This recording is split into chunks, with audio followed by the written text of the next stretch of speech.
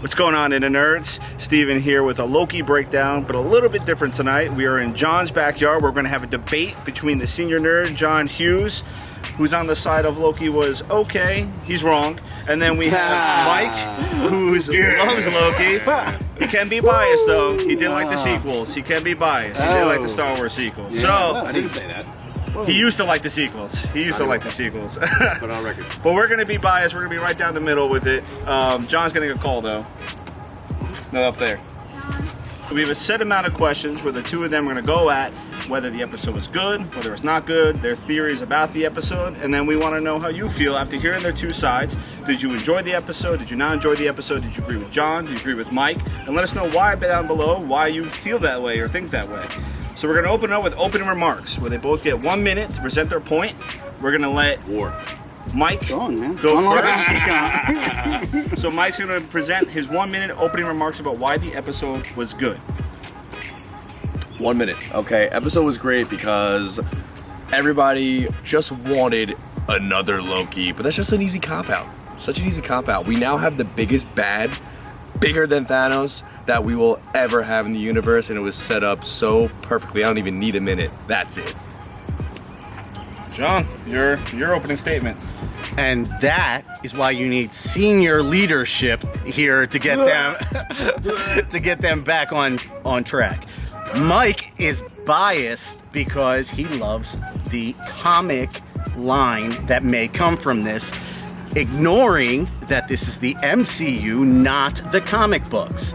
So we needed more heart at the end and bring it with... All right, that's long enough. That's long enough. Thank you. Let's get to these first questions here. He was struggling. He was struggling. I don't know. Oh, Turns man. out a minute's a long time. So our opening question is going to be, we open quickly with this episode, coming right into the castle with Miss Minutes scaring the hell out of all of us. What is the initial thoughts of the flow of the episode and how you thought it went? The overall storytelling of the episode, and you can go into the season as well, but John, we'll start with you this time. I actually really liked everything about the opening. I love that Miss Minutes popped out and offered Loki exactly what he's always wanted, because it showed the development of the character. Yeah. I liked that part of it. What I didn't really see, though, was anything for Sylvie there. Okay. I think Loki really had it was there. There's the offer. Yeah. Sylvie ultimately always wanted to kill the guy. She didn't get a real offer there. It wasn't like, hey, we'll let you kill the guy still. She had a vengeance, so she wasn't being offered anything. It was really about Loki there. All right. And Mike, your turn. Well, I think the offer was for them both. They were offered a spot in the timeline together. That was it. So for me, that moment was super suspenseful. I enjoyed it, and the whole lead up to who we finally see as He Who Remains, which is just like what I think is the best retcon they've done, hands down, was just super great for me. So I think it was an offer to them both. But see, I don't agree there, because Sylvie's goal, her arc, was clearly that she wanted vengeance. That at no point did we see Sylvie in the episode or any of the episodes leading up saying, oh, I would really give up killing this person and getting my vengeance to be with you. We never saw that. We saw it with Loki. It wasn't the truth. She Right. wanted vengeance, straight up. And that's exactly my point. And that's why I don't think she even got an offer, is because Miss Minutes, Kang, Immortus knew that was her end-all be-all, was to kill him. Well, yeah, and that's exactly what I just said at the beginning. That is the problem. They offered Loki what he always wanted, but they didn't offer both of them a spot on a timeline together to live forever. It wasn't just a thing for Loki, it was an offer for them both. Yeah. Which I felt like the reason why Miss Minutes did that was because of their love for each other, we'll call it. Maybe Loki could have convinced Sylvie to do this together. That's a great point to lead into the second question.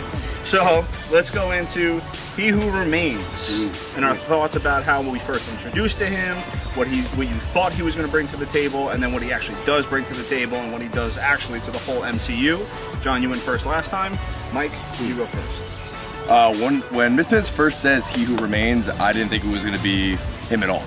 I thought it was going to be the oldest member of the TVA, a very old person, Right. waiting there. So, yeah, I was just completely blown away with the fact that they made not just, Nathaniel Richards Kang, Right. He Remains, but really it was Immortus. The whole getup was Immortus.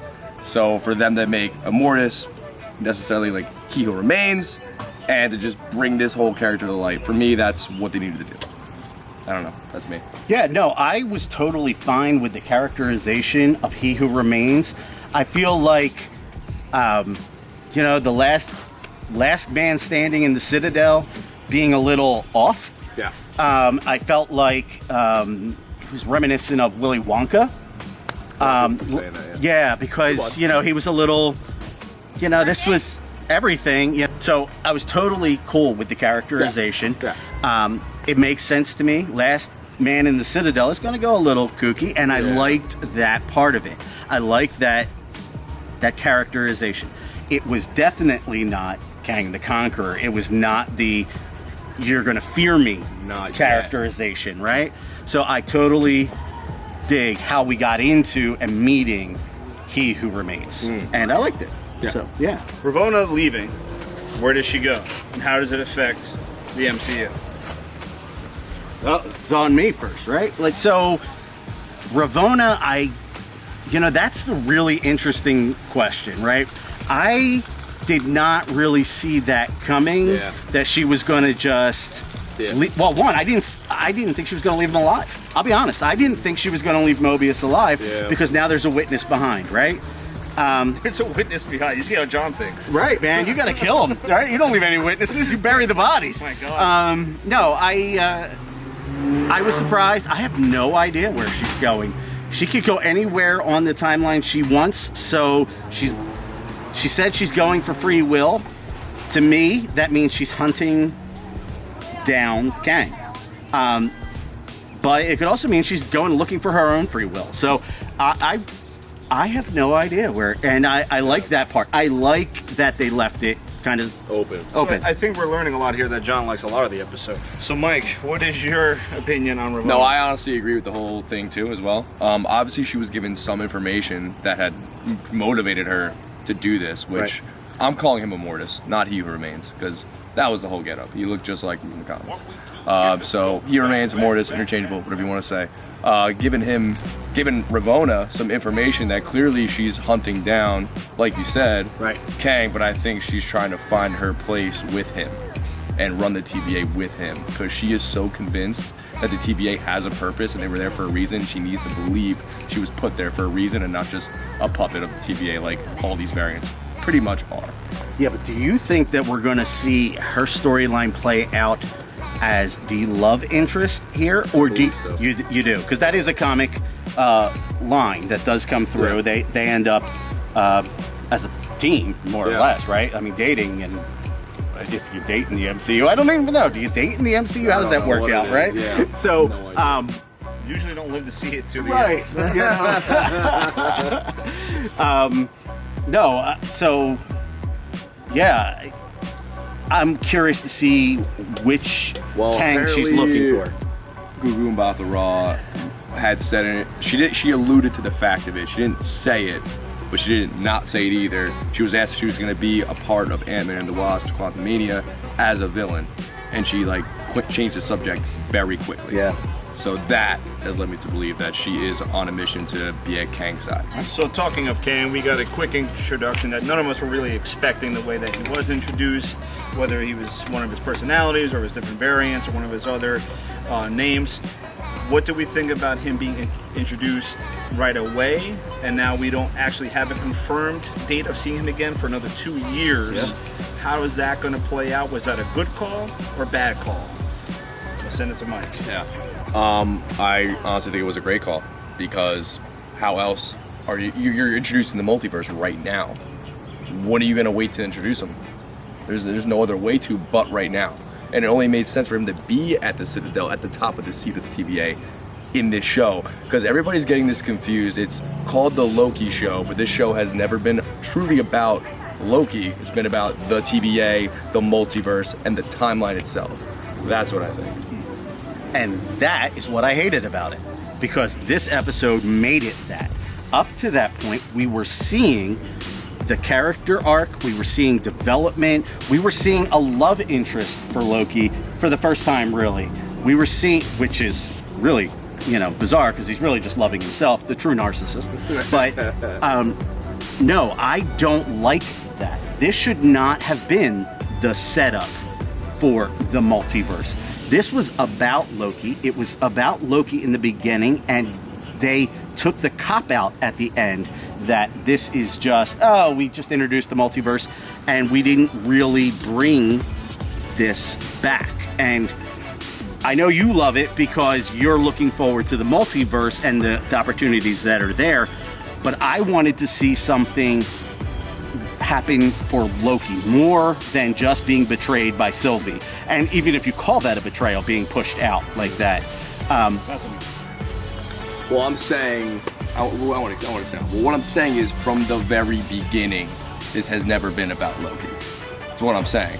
From the very start of this show, has never been about him. And we already have seen Loki's life play out. This is a variant, technically.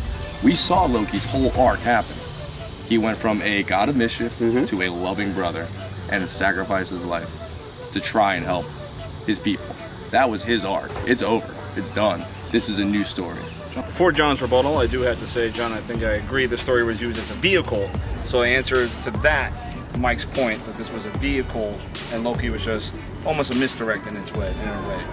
Yeah, that's what I was trying to say. But you're the moderator. Yeah. You're not supposed to be, biased. I'm phrasing a question. I'm phrasing a question. I'm phrasing a question. Leading questions. No, it's all good. It's all good. Yeah. All right, fine. You lost your point. We'll move on to the next question. So, speaking of which, let's talk about, and the reason I am going to give you your time right now, because Mike's point brings us to our next question, which is Loki's arc. What do you think was Loki's arc, and did this do it justice?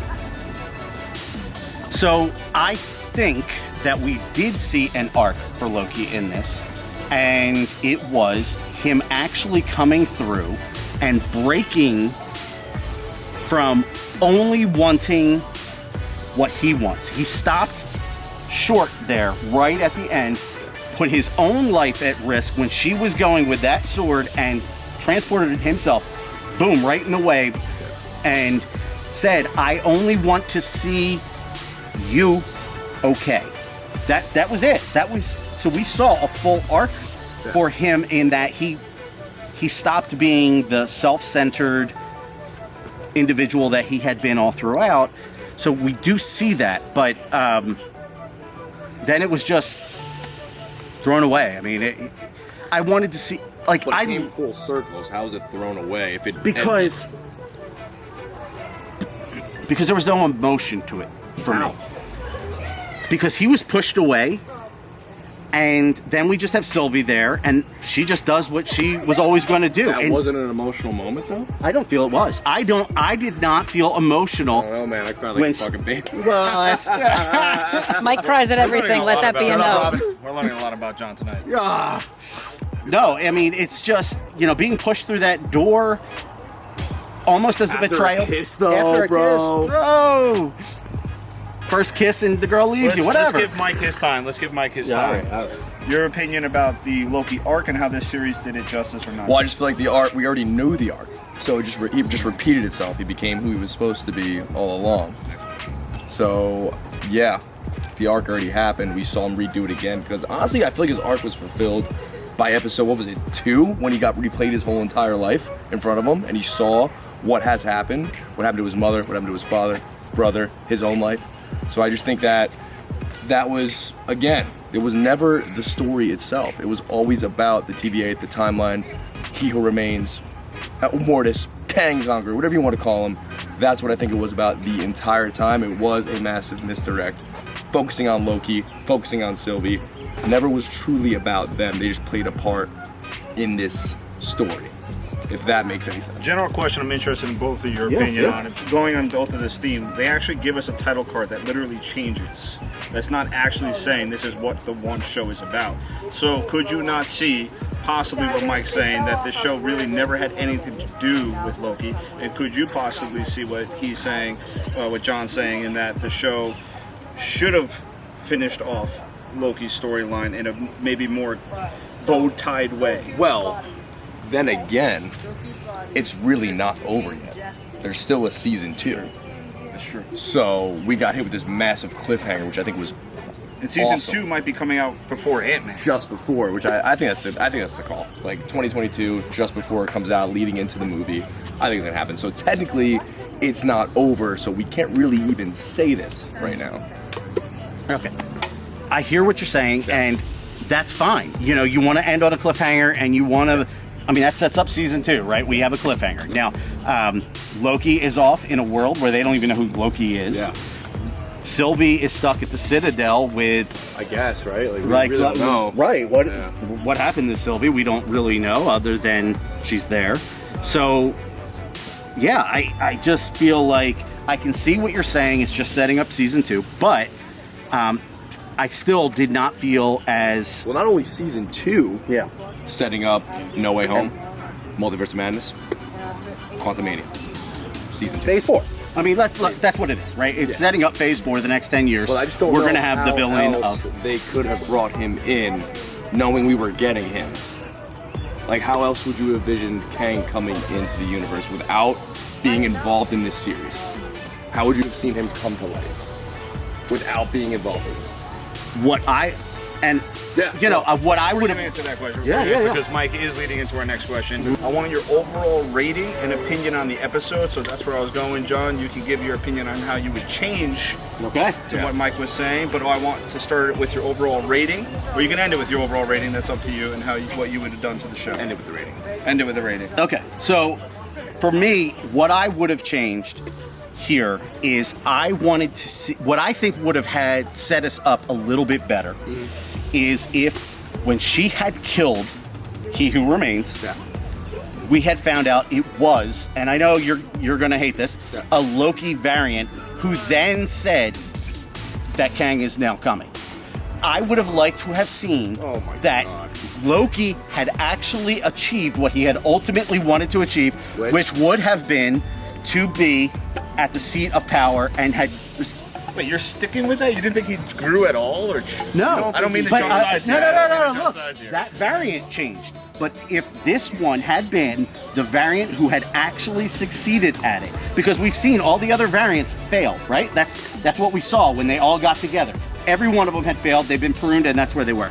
If this one was the one who succeeded, and that had set up, and we now know that if he succeeds, every Loki hates it, right? If he had actually obtained the power, everybody Isn't would that hate Kane's it. storyline?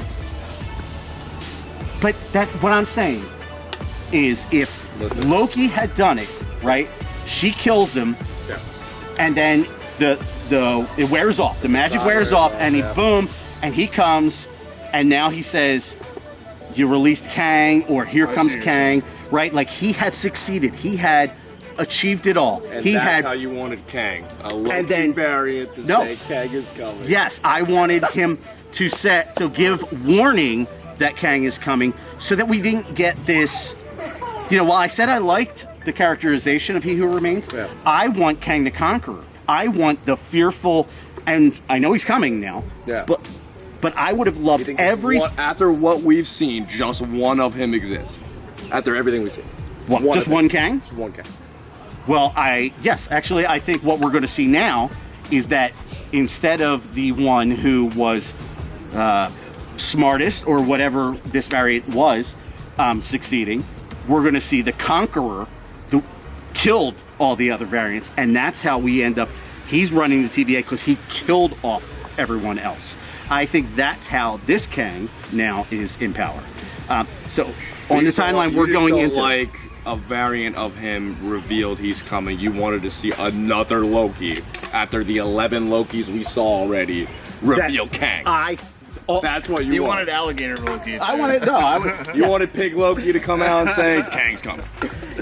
I wanted one of the Lokis that would have made me feel good for Loki.